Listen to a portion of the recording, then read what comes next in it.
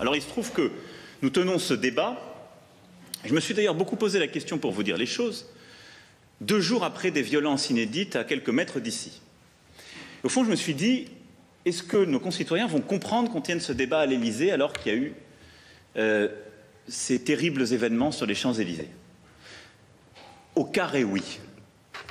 D'abord parce qu'il y a de moins en moins de monde qui est dans la rue le samedi, numériquement.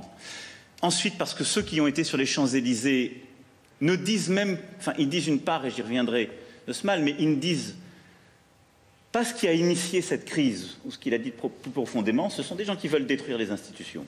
Ce ne sont pas des manifestants.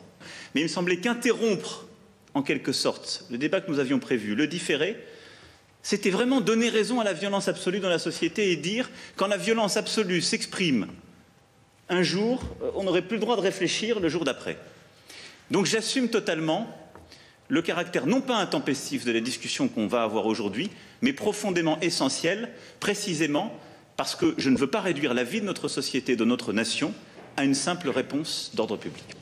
J'ai envie de revenir sur ce qui se passe depuis 4 mois. Lorsque l'anarchie règne dans un pays, c'est l'ordre qui paraît alors totalement anormal. Et donc ma question, Monsieur le Président, c'est que face à cet état, le pouvoir semble impuissant.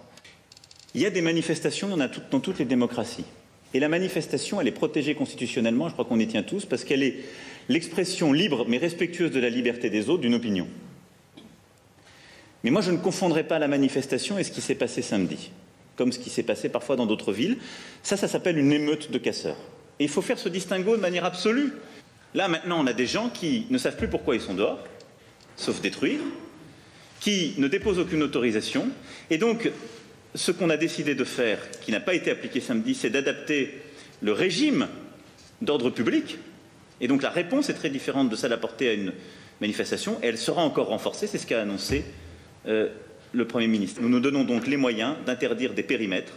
Et donc, oui, les samedis prochains, les Champs-Élysées, comme d'ailleurs différents quartiers de centre-ville qui ont été beaucoup frappés par cette crise, seront interdits à toute forme de rassemblement.